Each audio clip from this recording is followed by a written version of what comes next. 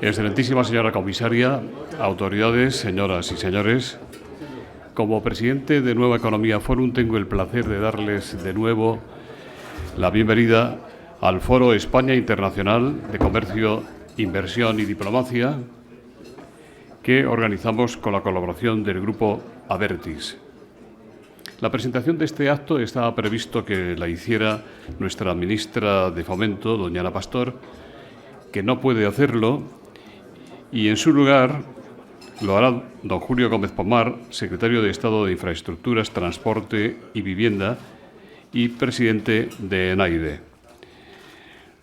Nuestra ponente de hoy, a la que agradezco mucho que haya accedido a intervenir aceptando nuestra invitación, es Miss Violeta Bulc, comisaria europea de Transportes. Querido secretario de Estado, la tribuna es suya para hacer la presentación.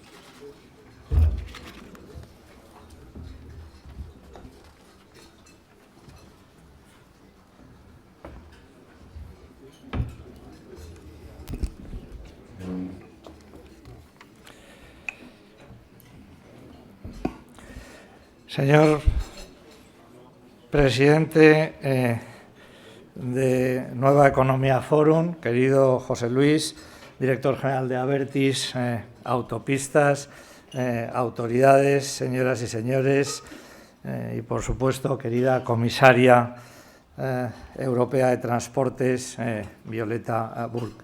Quisiera, en primer lugar, y como ha señalado José Luis, disculpar la presencia de la ministra, que le hubiera encantado el hacer personalmente la presentación de la comisaria, pero como todos ustedes conocen, pues el incidente en Las Palmas con el buque Oleg Naidenov pues, ha requerido el que ayer se desplazara a aquella zona para ir coordinando de primera mano, supervisar y coordinar de primera mano pues, todas las tareas.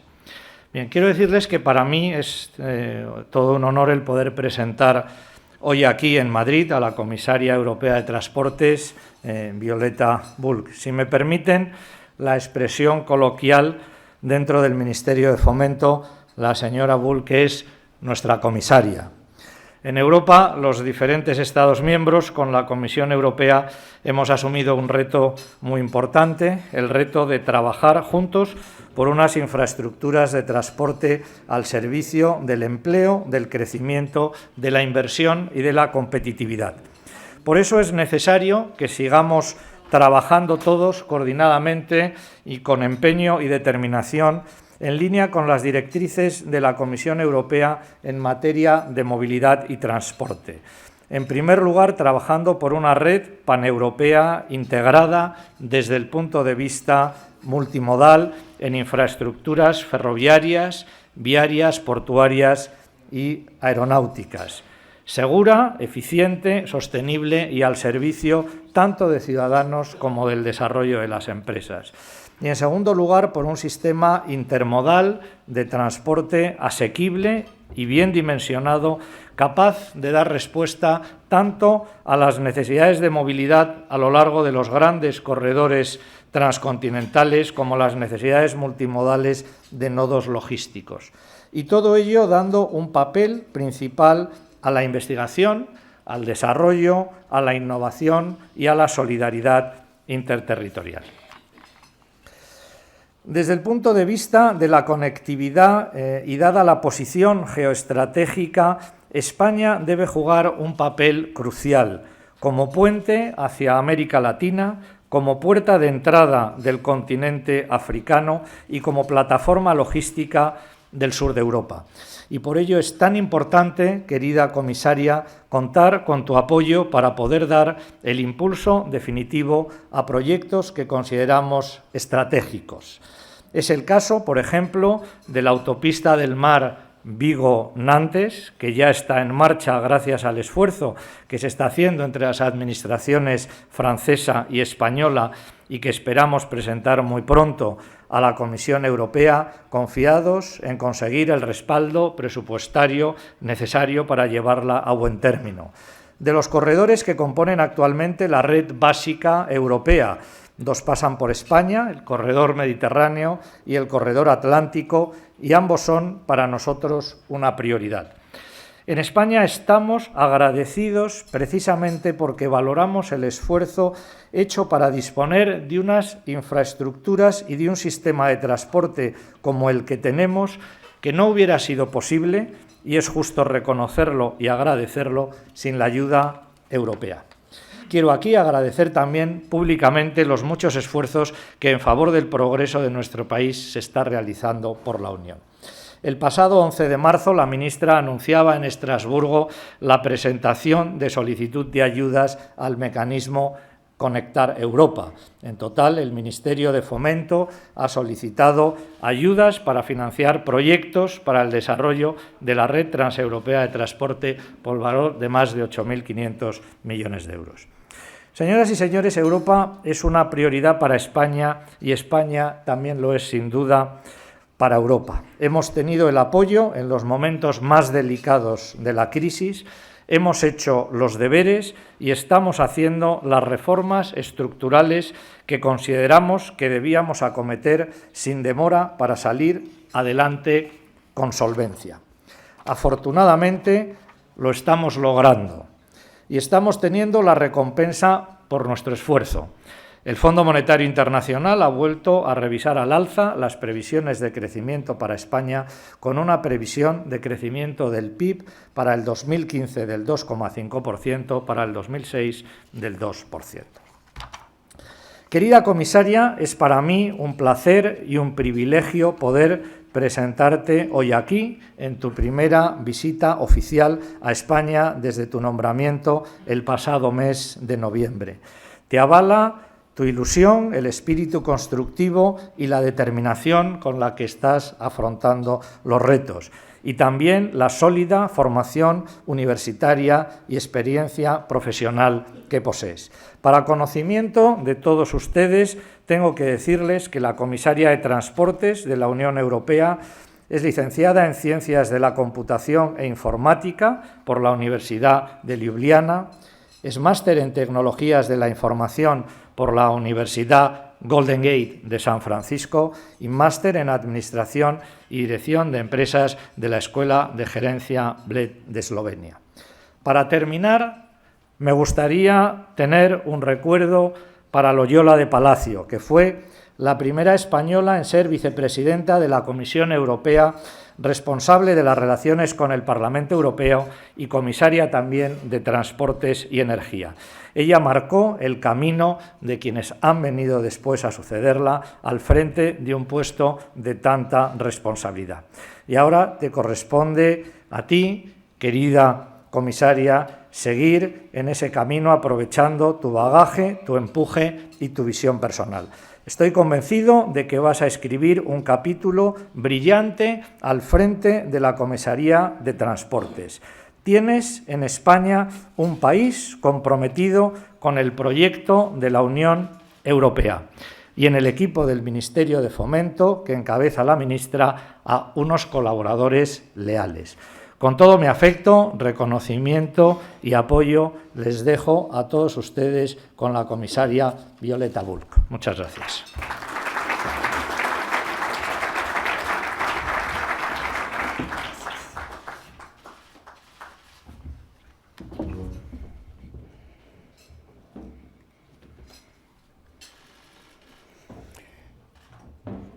Señoras y señores, queridos amigos, es un placer para mí estar aquí hoy con ustedes ante el Foro Nueva Economía. Les estoy muy agradecida por haber podido visitar España al inicio de mi mandato como comisaria europea de Transportes y Movilidad. Y ahora, permítame seguir en inglés. Gracias.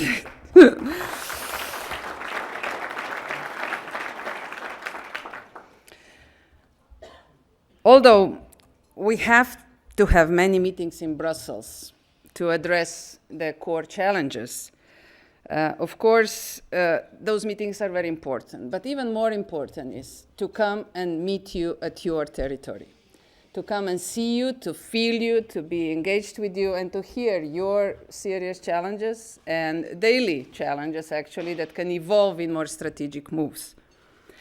So it's really a pleasure and honor to be with you here, to have this direct contact with you, and for various reasons. As I said, I'm really hoping that new ideas will emerge from today's meeting.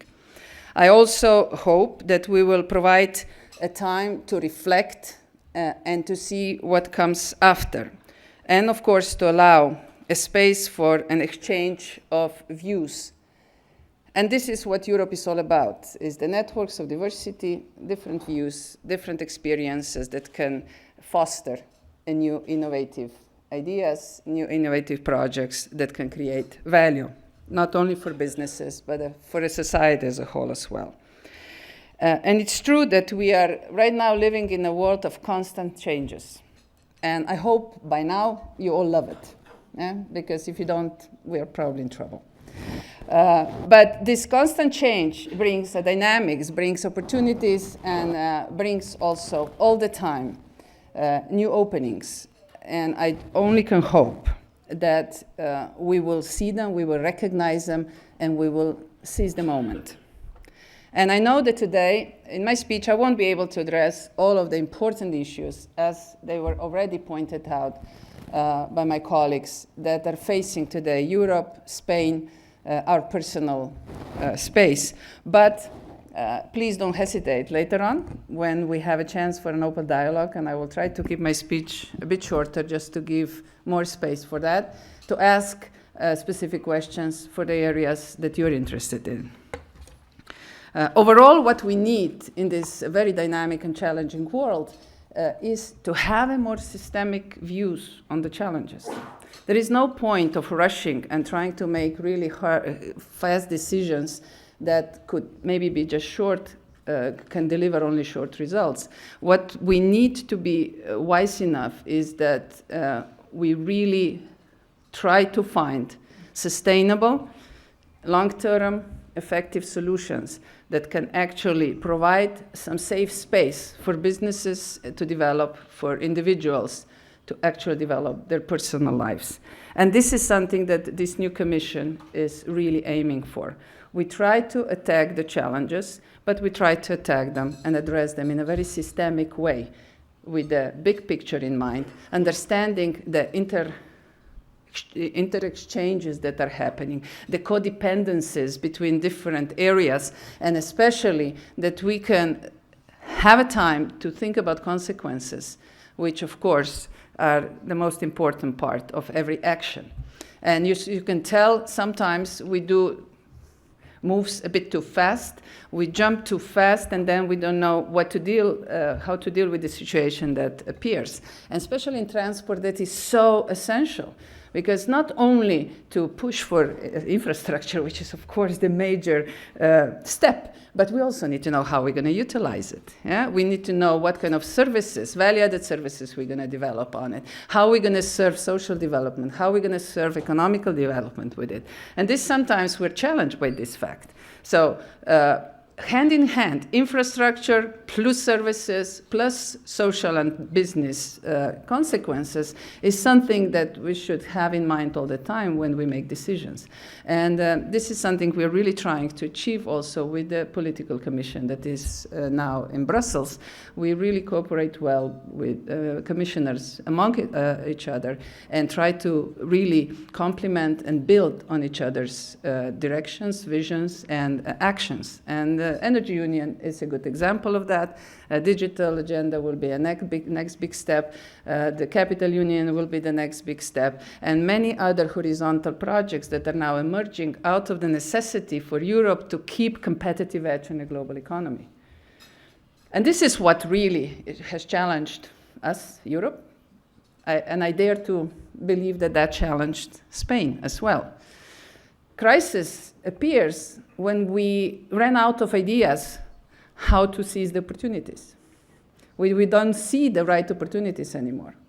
So it's not something that we should be afraid of. It's just something that reminds us that we have not adjusted well enough to the world that is evolving around us. And if we look at this from this perspective, I think we're going to be very encouraged, because it's a pretty big crisis that we got ourselves into it. So it means that there is lots of opportunities for us, for changes, for adjustments, for new opportunities, new business models, and that should be enthusiastic, yeah? The problem is when you run out of space for new developments. But we have a lot of them, and I have all the confidence in Spain, which is a major player in European Union. So I'm sure that you're all aware of how important player you are. And of course, whatever is happening in Spain, we feel all over Europe. So I'm looking forward to hear your bold ideas and your visions, because I will be very much encouraged by those, and I will try to integrate them in European visions in my area, in my segment. But, of course, I'm here to share some transport views. And I'd like to give you some more information about what's going on in transport and how the transport overall is planning to address the challenges that I talked about. And we all know that transport is the vital element of any kind of economy. Yeah? Regional, country level, European level. Why? Because if transport stops, everything stops. Yeah? So if we are not connected, if we cannot move people and goods, if people cannot travel, if they cannot exchange ideas, if they cannot get a chance to make deals, if we cannot move the freight all over country and continent and the world, then we're stuck. We cannot develop. So that's why transport is so vital, and the investments in transport have to be wise. They have to support social agendas in order to keep all the country, all the continent and global scope together. But on the other hand, it has to follow the business needs, because it has to, at the end, create value that justifies the investments. And if anybody, you understand that. So we need to keep this in mind all the time.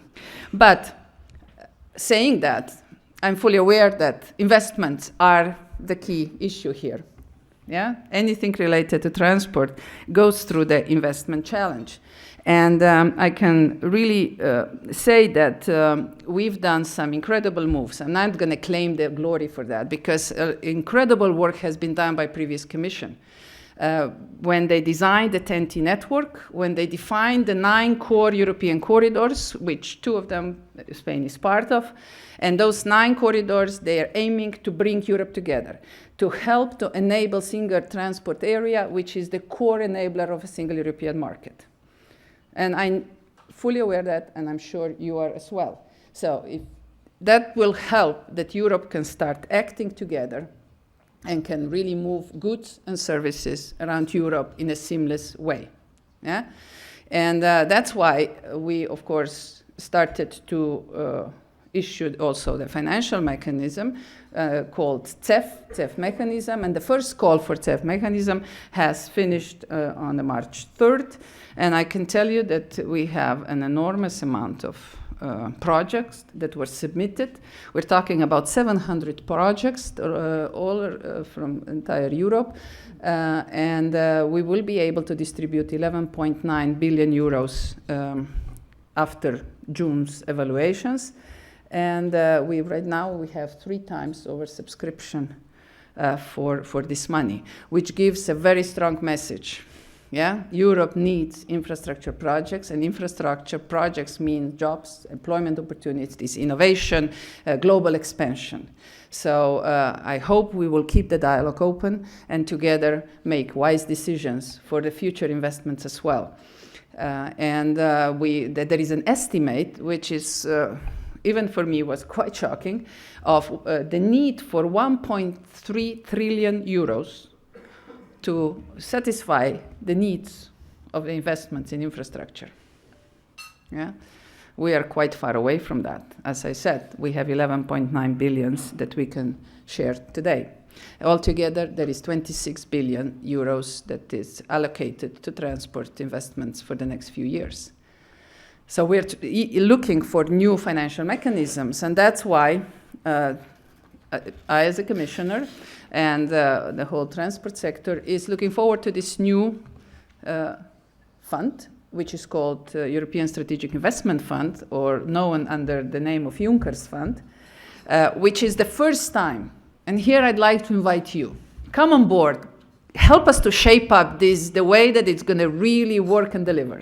This is for the first time that we're introducing a mechanism, financial mechanism, that is going to invite private investors into the game.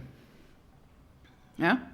To invest in infrastructure, to invest in R&I, in research and innovation, and to invest in development of SMEs, small enterprises, medium-sized enterprises.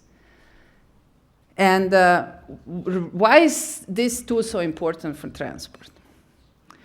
Because there are three major challenges that we are facing right now in transport. One is digitalization. When I came on board in November, being an IT person, I was shocked how little digitalization is present in transport sector. At the same time, incredible opportunity. So what we were really pushing now is to bring digital layer on all modes, to be able to enable data exchange, to be able to enable the interoperability on also the data layer, that we can have a seamless management layers, that we can encourage the integrated, intelligent logistics services that can then serve businesses better. Logistics is one of the core expenses of pretty much every business. Yeah? And we need to help European industry, European businesses to seize the moment and come back on the leading edge on as many areas as possible. So we're going to be dedicating that, we're going to work on this topic much more next year, but we are already meeting all the stakeholders and see what kind of role we can play, what kind of regulatory system we can provide to give us support. Yeah? And the other topic, equally related to this one, we need to come up with a single ticketing. We need to enable citizens to travel seamlessly, to be able to, the tourism, we need to give the tourism a specific support. So that's why we are very much active in digital agenda to ensure the transport will be provided with the needed infrastructure, digital infrastructure elements that we can then develop further. So this is a really great opportunity, but no other financial mechanism is supporting that kind of move. So that's why we entered this concept of innovative financial mechanism called Juncker's Fund in order to gain attention of private investors and encourage them to come and invest in those kind of projects in transport. The other one, which is really important area, is also the alternative fuels based on alternative sources and electrification that comes along. Even in the CEF funding, we already have money that could be used for electrification of transport, especially for new charging stations that could support electrification of road transport, and public and private. And for that reason, and this is a particular area that could also be addressed through the Juncker's Fund, and we'd like to give it a boost. Why? Figures will tell you everything. European transport is using over 34% of all energy in Europe. We are causing 24% of all CO2 emissions. 94% of the energy is oil-based. So we really want to make a difference. We want to bring the CO2 emissions down with as little impact as possible on businesses. And at the same time, we need to, of course, start supporting mechanisms that are leading us into this direction. So electrification, alternative sources of energy like LNGs, they are a very important part of our strategy for the future. So this is, again, another area where this new investment fund can be very much used. And the third area where, of course, it depends on you, on people much, is internationalization. We just need to be bold more than we are. We need to dare to connect, to create clusters, and be more present in global economy. That's why we're going to put special attention to international agreements, to really encourage the export of all the solutions that we will finance in transport in the sense of R&I or small and medium-sized companies. And also we will improve our presence with more strategic moves in international organizations. So I hope that we will see you as an active members of this opportunity, of this new fund, and I'm sure that this is just the first little step. As I said, we need 1.3 trillion euros of active capital in transport, in infrastructure altogether, especially in transport. So we will be looking for other ways of engagement and other ways of motivating and bringing capital on board. And today it's the right time. Liquidity is extremely high. I mean, there are even negative bank rates. So we should find secure environments in order to invite private capital to get engaged. But at the same time, I have to admit that regulatory environments right now are not really fit in order to attract enough private capital. So these are important moves are now underway to encourage member states to really improve their regulatory environments in order to allow the private capital to be more actively present. So I know that this is, I've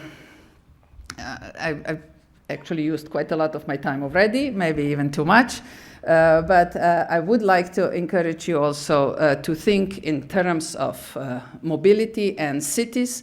The European Commission is now putting together a pretty large cooperative project among all of us commissioners in order to encourage a more systemic and more sustainable approach to development of cities under the umbrella of cities of the future, where smart cities are part of it, and also villages of the future. So communities of the future in Europe, how can we bring the urban areas and less developed or countryside areas together in a comprehensive development where transport is going to play a very important role.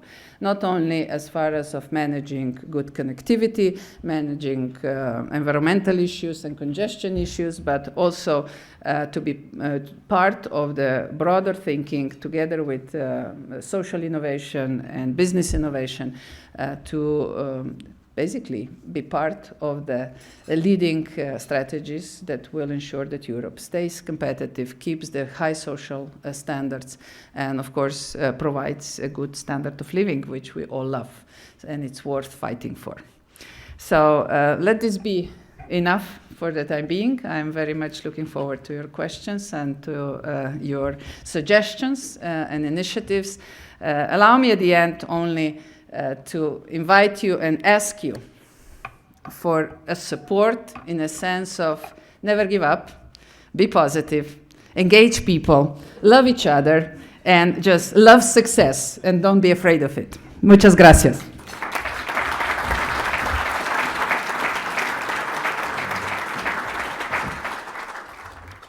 Muchas gracias, comisaria.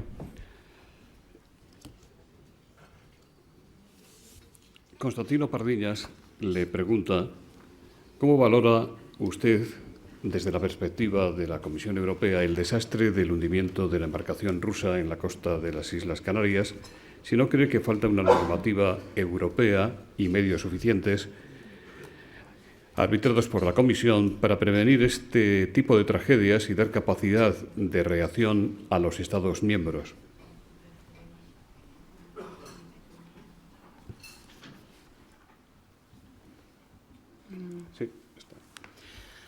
Thank you very much for the question. Of course, this unfortunate accident that happened just yesterday, actually we were informed about it yesterday morning, of course raises several issues. But let me first say, I met your minister yesterday evening before she left for the point of accident, and I'm looking forward to her report, which is going to happen around noon, if I was informed correctly. As far as we know today, this ship was not meant to come to European ports. It was really distress call. She approached because of the troubles. And we have actually very good system to deal with this. So our Maritime Safety Agency, EMSA, is already made itself available to Spanish authorities to cooperate well. So these kind of situations are, of course, very much unpredictable, but we have systems in place that are able to cope with them.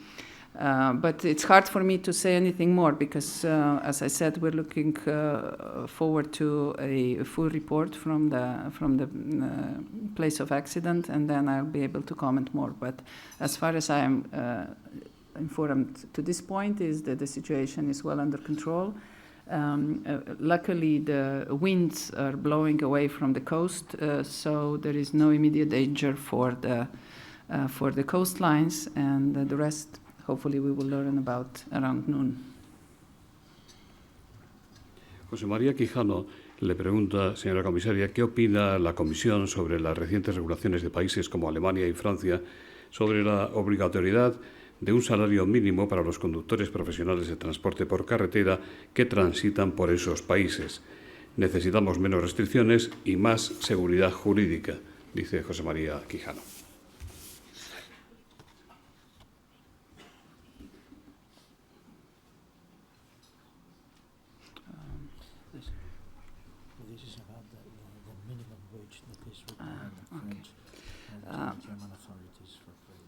Okay. Thank you very much for this question. Of course, this is one of the hottest topics in my portfolio right now. We have to say that Europe is very much in favor of both issues that are involved in this traffic regulation. One is that we are in favor of minimum wage. Right now, the debate is, of course, around the specific characteristics of transport related to transit traffic, related to international traffic and cabotage. The discussions and dialogues are well underway, and in very short time we will go public with the agreements or reactions of the European Commission. The other one is related to toll system. Again, Europe is very much in favor of tolling because we don't have any sustainable and reliable sources of money for infrastructure, especially maintenance. So we are very much in favor of user pays and polluter pays principle. However, when I say that, it of course very clearly means that it has to be in accordance with European laws and especially European treaty. And Commission is the guardian of European treaty. And even though the toll systems for private cars are as a matter of member states level, we do interfere in case that a member state proposes a solution that is against EU treaty. So right now, of course, there is a procedure in place that is taking a close look at one of the laws that is about to be passed. But we need to find ways, and in order to address this better, allow me just to provide you with one information. We noticed immediately after we came to the office that the member states started to react to this need for a sustainable source of income for the infrastructure. But at the same time, we saw that there are so many different solutions now popping up that this is causing for a driver, but not only from a business perspective, but individual perspective, lots of challenges. I mean, when I drive from one part of Europe to another, at the end, it's hard to actually see through the windshield because it's full of stickers. Or I have to stop every 100 kilometers. My dream is to drive from Porto to Helsinki without noticing that there is any toll system, but of course paying for every kilometer that I use. So we were encouraged by this vision, and we are putting together next year a road package And part of this road package will be also a suggestion of a sort of a standard and a protocol and regulatory framework that will allow interoperability among different toll solutions. In other words, digitalization is moving everywhere, and we should not just wait. We should provide we did in telecommunications. We're very much encouraged by the success of GSM and what that later on brought. So we would like to create some sort of standard of that kind for transport as well, for all digital value-added services, so that the businesses can then invest, but they always know that this will be interoperable, interchangeable, and that the solutions will offer actually a seamless solution for the drivers, for the citizens and businesses. So this is what we're after. I'm hoping for your support.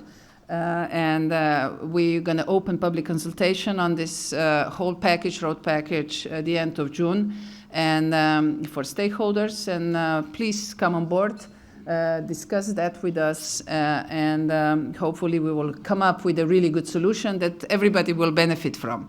And Europe needs this kind of bold solutions. We really did a credible move with GSM, and we came up at the right time and became a global leader in that, and there is no reason that we wouldn't do it in other areas as well. Más preguntas, señora comisaria. ¿Cuál sería su propuesta para adaptar el sistema de estiva portuaria español, declarado ilegal por el Tribunal de Luxemburgo? También le preguntan si le preocupa que España no cumpla la ley. Amparo Sebastián le pregunta qué planteamientos tiene usted para contribuir desde la Comisión Europea para colaborar en la mayor competitividad de los puertos marítimos, que en España ha experimentado un gran crecimiento. Manuel Jiménez, de Diario del Puerto, dice: España ha sido condenada por su régimen de estiva portuaria tras una denuncia de la Comisión Europea y del departamento que usted lidera en concreto.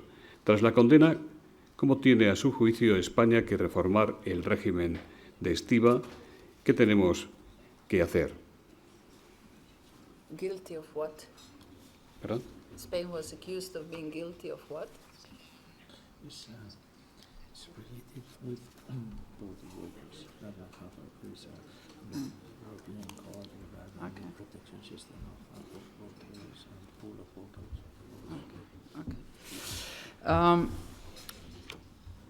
Maritime business is one of the most prosperous in Europe, and it's showing incredible growth, which just shows what's going on a global scale. Rising exchange of goods, services, and the mobility of people. So we're very much, of course, encouraged by that, and that's why we are encouraging collaborations. I just met with, for example, Northern Adriatic ports the other day, with all 5, and they told me we collaborate until Gibraltar. After Gibraltar, we are the severe competitors. So we were trying to see how can they collaborate all the way. And it's not enough just partially. So, and that would be an answer for all the ports. I met with all port CEOs. Over 40 came to Brussels for an open dialogue, which lasted a few hours. Very open dialogue on ports and ports management and future of ports. And of course, I was positively surprised about the positive attitude. Challenges are big, especially of those that have not adjusted quickly enough, and especially of those that are not connected. And this was the biggest challenge of ports, the inland connectivity. And railways and inland waterways are the most effective way how to connect ports and allow a huge mass of freight to be quickly distributed to the next distribution point. So we are encouraging member states and regional policies. We also talk with my colleague, Commissioner Corina Cretu, about that, that we synchronize our approaches and synchronize the investments. So if the corridors are invested in, then the distribution networks should be invested in, and which means roads, maybe additional railway tracks and other ways how to move transport, how to move freight around, and how to allow people to travel. So it is really of an essential importance that this is connected, cross-connected, and that we and also business people please cooperate. You know, the port without freight is an empty sack. Yeah, so business people, port people, railway people, inland waterways people, you have to sit together at the same table like you're sitting today and just say, okay, what are the traffic options? How much can we generate? Where are we going to invest? Where are our industrial bases? The reason why Northern Adriatic ports are gaining in popularity is because the industrialization of Central Europe. And from Adriatic, there is the shortest distance to Central Europe. Yeah, but that doesn't mean that that's the only center. I mean, we have many centers around Europe that are really showing big recoveries and very encouraging recoveries. And of course, we need to support those centers. So please work together, because we cannot do anything isolated. And but whenever we are pushing for development, we also have to be, of course, aware of social issues that are related to that. And because there are growing social issues in transport, we are organizing in June a conference on social issues in transport. And based on that, together with the Commissioner Tyson, who is responsible for employment and social issues, and together with the Parliament, Tran Committee, and the Social Committee, we will then sit together and see how can we put a social package together. So let's continue on this subject together and make sure that we can work well and see these horizontal opportunities, not only vertical opportunities. As far as the issue of the court decisions, of course, court is an independent body, and when the decision is made, we have to respect it, and that's my stand on that part. Of course, we're still waiting for Spanish now authorities to inform us what will be the actions that they're going to take in this particular case. So. This question would be better to address to your authorities, and I hope you will get a satisfactory answer. Un antiguo miembro de la Comisión de Transportes en el Parlamento Europeo, don José Ignacio Salafranca, dice: hace ya casi 30 años de la aprobación del primer paquete de liberalización del transporte aéreo en Europa, ¿qué acuerdos de cielos abiertos proyecta proponer con países terceros? ¿Piensa sustituir los acuerdos bilaterales que muchos Estados miembros tienen con países terceros por acuerdos de la Unión Europea?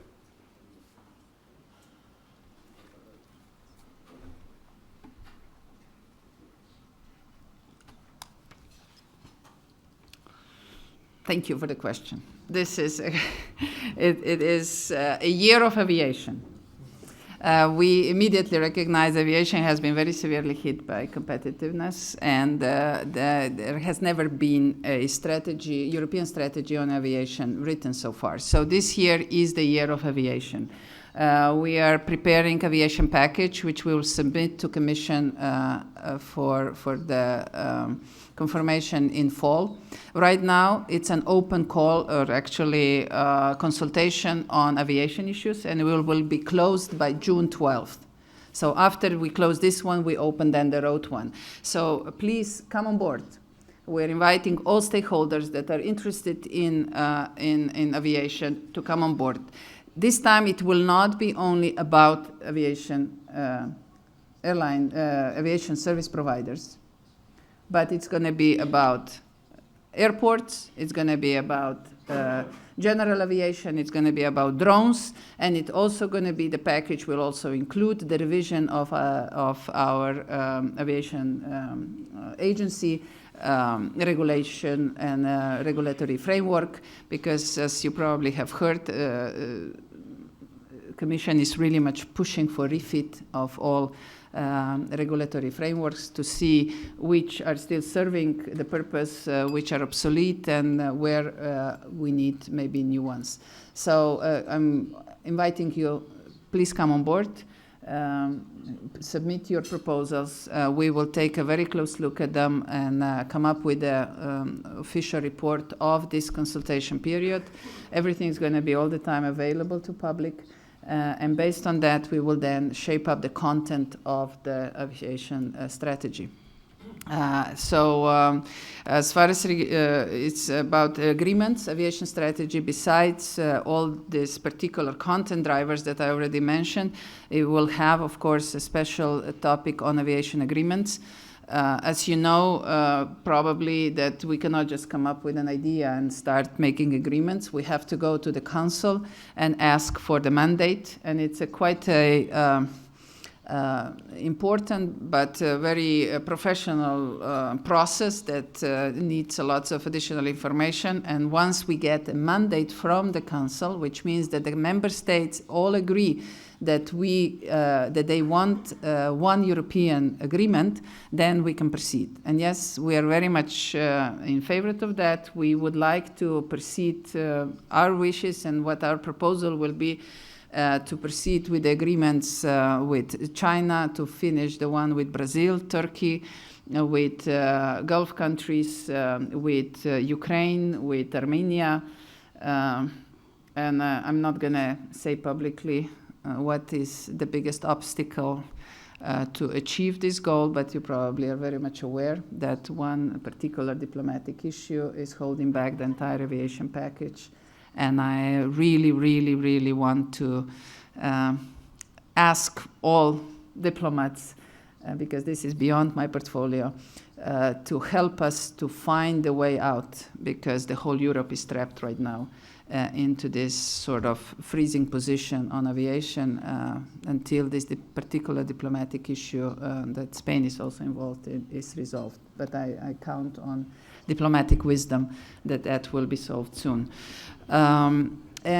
So this is as far as the agreement is concerned, but every member state is more than welcome to, of course, sign individual agreements with countries that they want to do direct business with. We know that we can reach better and more comprehensive ones for the European future when we do it from the European point, but as I said, that we can do only if we get mandate from member states. José Antonio Lamo le pregunta, señora comisaria, ¿qué enseñanzas cabe extraer del dramático siniestro del avión de Germanwings en los Alpes franceses?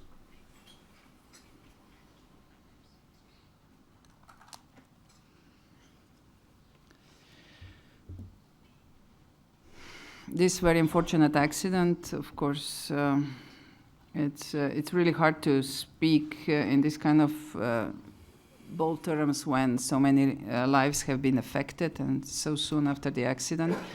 All I can say is that my thoughts are still with all the families affected by this, and we hope that we will be able to finish this investigation in a timely manner. As you know, technical investigation is still underway, and we're still waiting for a full report about everything that happened.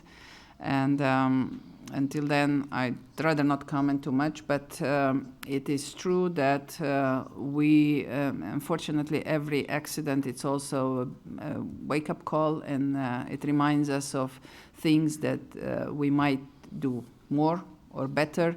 And of course, every accident has then also consequences in the frameworks that we are then using in the future in order to prevent something like that from happening ever again. So let me rest at this point on this subject.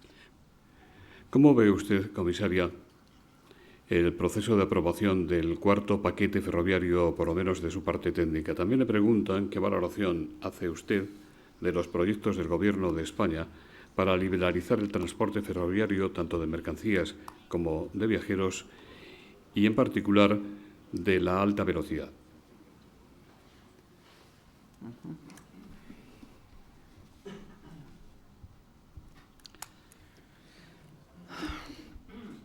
Okay, the fourth railway package, first of all, allow me to thank Spain, I mean, for incredible support in this area. Spain's been very active, and we cooperated really well in this subject.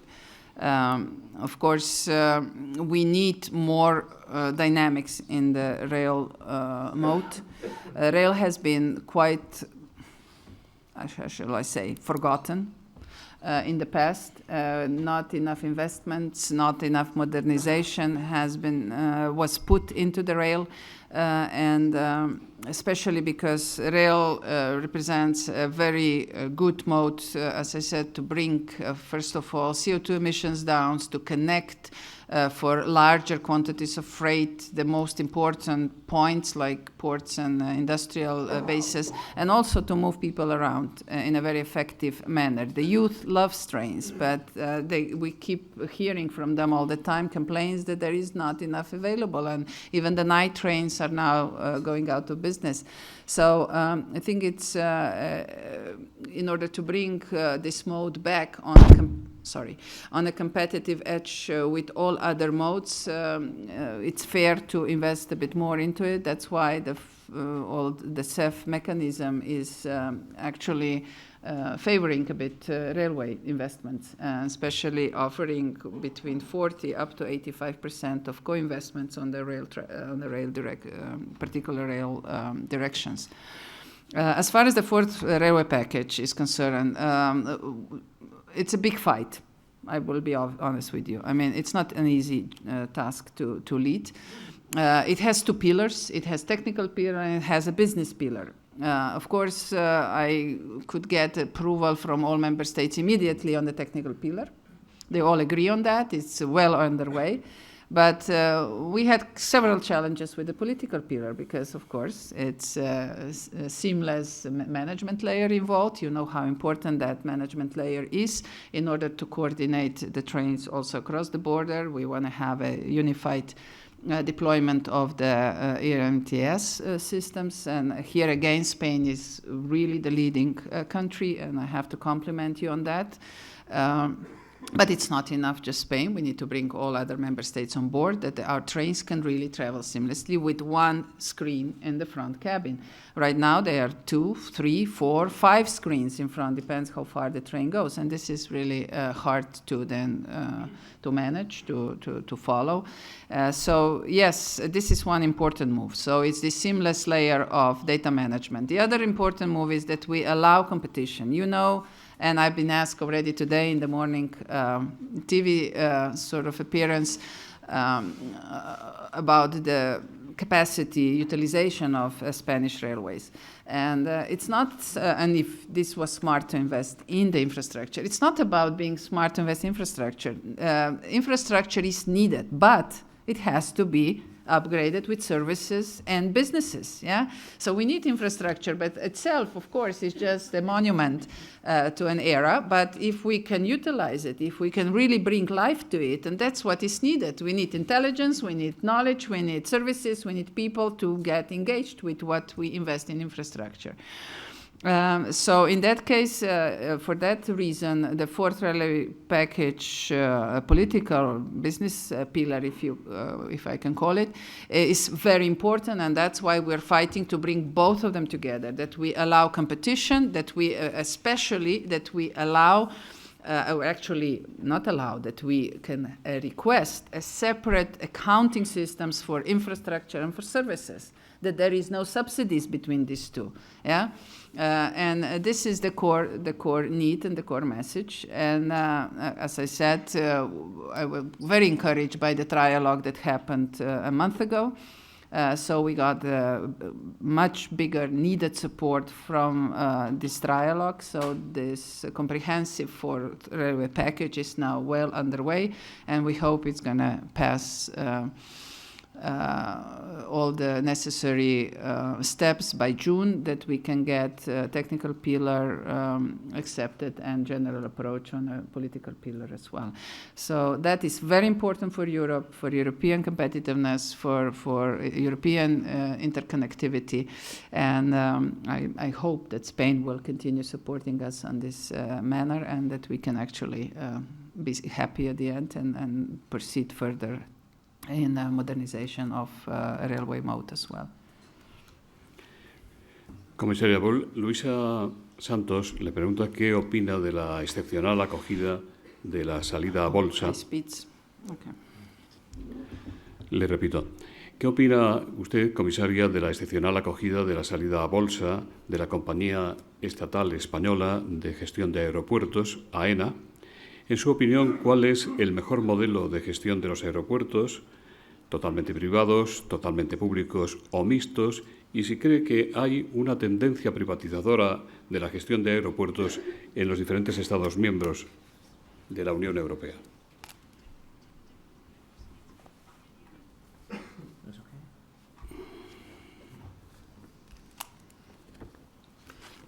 Okay, let me first briefly just to answer, finish to answering the previous question about high speeds. There was also, I apologize for not replying to that.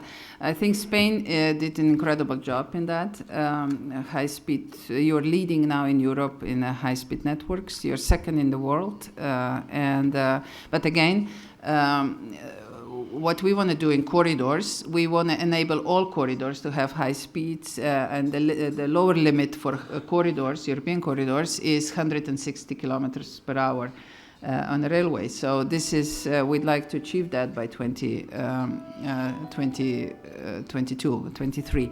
At the same time, of course, it goes back to my previous comment. It has to be manifested. Now, we need services. We need integrated services. We need to bring. We need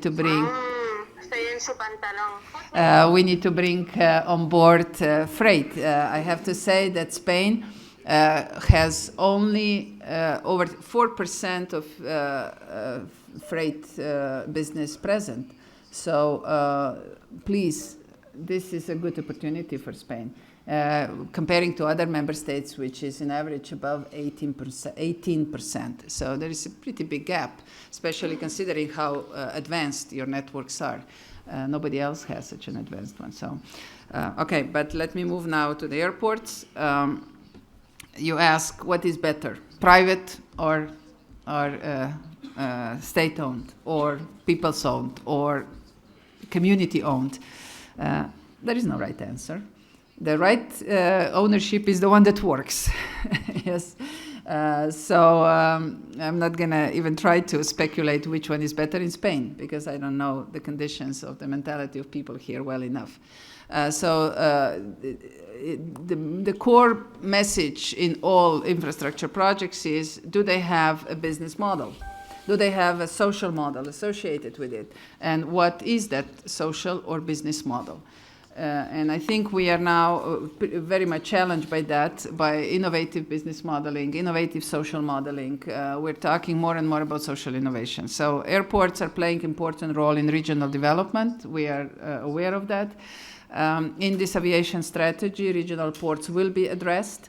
We don't have yet a clear strategy on this one. We will in a few months. And I will be happy to communicate what we're going to decide.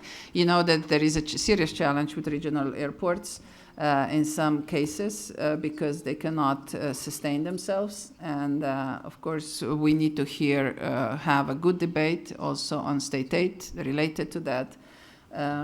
Because this has been quite a challenging area. We see some airports doing really well.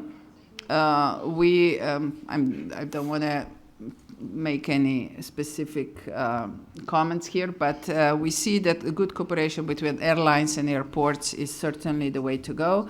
Also, in addition to that, a good cooperation with some services like tourist services, and this needs to be put together in a model. This is something we see we are lacking of, this practice to have a comprehensive overview. But as far as I know, you have invested quite a lot in airports. And I also hope that there is a business model behind it that will take an advantage of this. Yeah.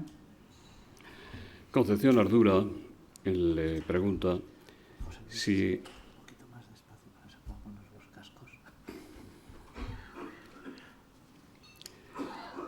Concepción Ardura le pregunta si se dará un nuevo impulso para revitalizar la llamada Euroviñeta o se dejará morir esta iniciativa. No pone en evidencia la cohesión y unidad de Europa el hecho de que varios Estados miembros, como Eslovenia, que es el suyo, donde traspasar sus fronteras supone el pago de una viñeta. Ovidio de la Roza le pregunta qué va a hacer para evitar la fragmentación del mercado de transporte por carretera con las medidas unilaterales que están tomando algunos estados, comprometiendo la necesaria armonización normativa, peajes, dumping social, restricciones de tráfico, etc.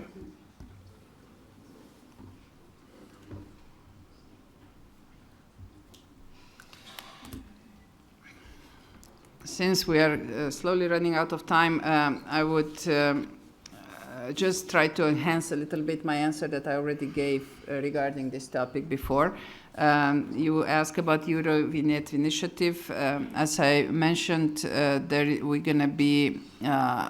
we are actually already putting together a serious proposal for this digital layer that will enable tolling as well, will enable better congestion management and other development of other value services. You know that in road transport there is a huge almost quantum leap happening with all the modernization of cars, digitalization of cars. Cars are becoming a new telephone. We are talking about digitalization of cars and the infrastructure that is surrounding the cars. We're talking about driverless cars.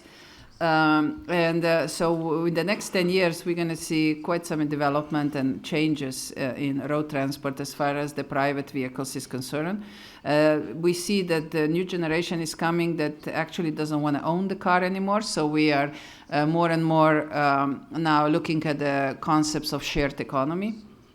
That is actually coming on all different layers and levels and in all different segments to a surface. So we, several commissioners are now together looking at this, and we will address it again in a more comprehensive manner. As far as Slovenia is concerned, Slovenia has a tolling system like Austria and some other member states where, of course, you pay like the citizens of Slovenia. There is no difference between foreigners and locals. We were challenged, they were challenged, the country was challenged by the court because there was a wrong proportio and they had to readjust the proportio between short-term and long-term vignettes. But other than that, they are well within after they made these changes, they are within the EU laws. And yes, we see the future is in tolling. The future is in the concept user pays. What we would like is that the solutions move towards distance-based tolling, that they move towards also polluter pays, so that the external costs are also included in the tolling charges. So these are now the moves that they're going on. Of course, this European type of protocol and standards will be optional. Nobody will be pushed to do, but we hope that it's going to generate so much better conditions and so much more predictable business environments that solutions will move towards this proposed European unified approach. Social dumping. As I said before, we are organizing a special conference on that. Yes, social dumping, which I don't like the word too much, but because it doesn't say much. There is so many exceptions, so many different ways of social malfunctioning, let's put it this way. And we need to now identify all of them. As I said, by June, we hope this conference will really produce a comprehensive view on all the challenges and hopefully some solutions already as well. And then we will move on. We are addressing them, member states mostly are addressing them one by one. We are monitoring that they don't violate the European laws and European treaty. But of course, if we're going to have this single European transport area and single European market, we need to also try for good solutions that can support this European free flow of goods and services and people.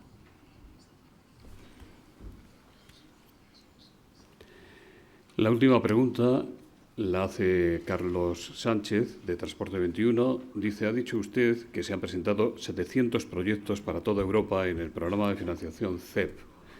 ¿Por qué importe en total y cuál es la proporción para España? Si usted la recuerda.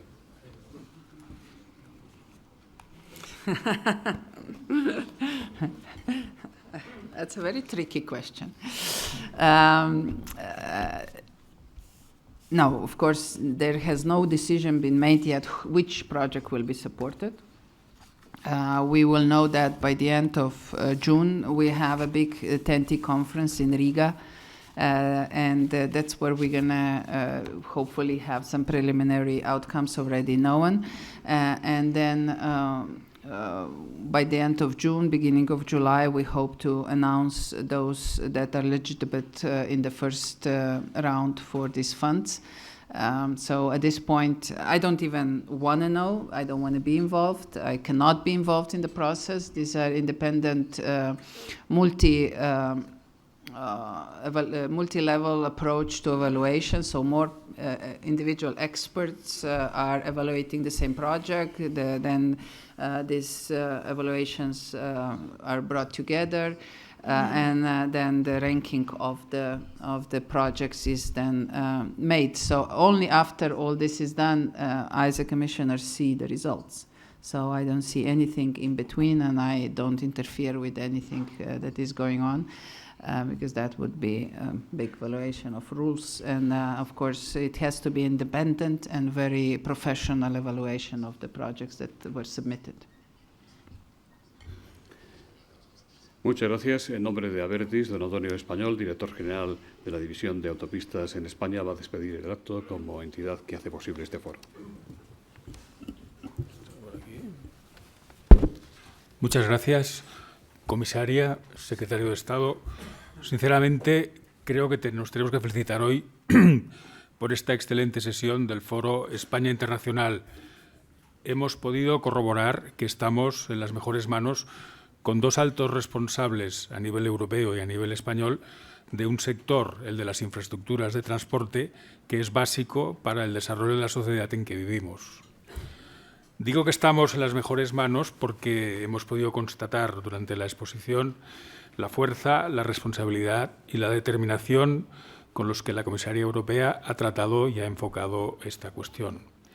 Sin duda, tenemos un gran reto a nivel europeo y también a nivel español para definir las infraestructuras que necesitaremos para los próximos años. Aquí he de añadir que siempre encontrarán a Abertis Infraestructuras a su disposición. Muchas gracias, comisaria, muchas gracias, secretario de Estado, y muchas gracias a todos ustedes por su asistencia.